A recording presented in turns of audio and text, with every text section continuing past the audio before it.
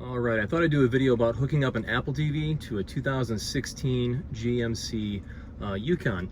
And I imagine this goes for, Yukons, Yukon XLs, Suburbans, Tahoes, anything that has this rear entertainment system in it that's a GM deal. So it works kind of, and I'll explain that more here with the video. So we've got the Apple TV here up and running. I could not plug it into this outlet because that outlet is a modified sine wave inverter, which I had no idea what that was until I had to figure it out and look it up and ask for some help. What I needed was a pure sine wave inverter because the Apple TV is super duper finicky about the power that it gets. So a modified sine wave inverter didn't work.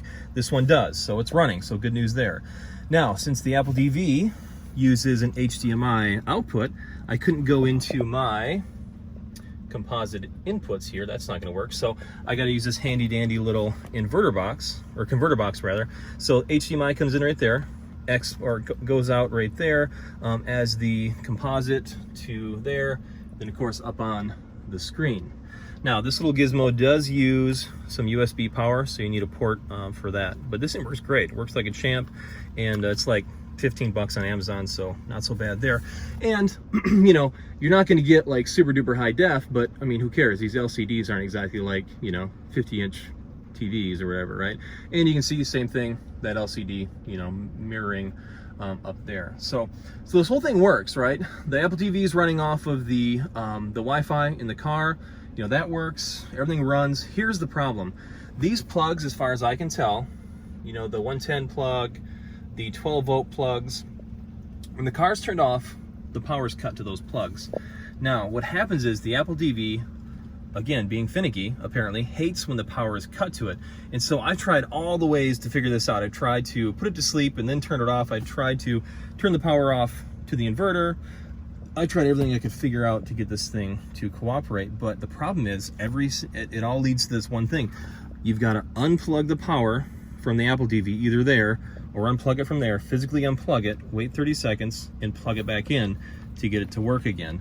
I even tried a little doohickey, right, to cut the power. That does not work.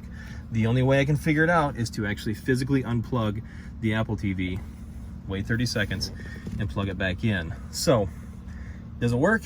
Yes. Is it convenient? No, because if you're out, running quick errands, you got to do this every single time. On a long road trip, probably great, but not so great, if you're just doing like quick trips around town. So anyway, comment below. I'm going to do another video that is going to be actually hooking up a Roku to the car that has the Apple TV app, because I'd like to use the iTunes content we have, and I think that's going to get it done. But tune in for that one and check it out and see if we have success there.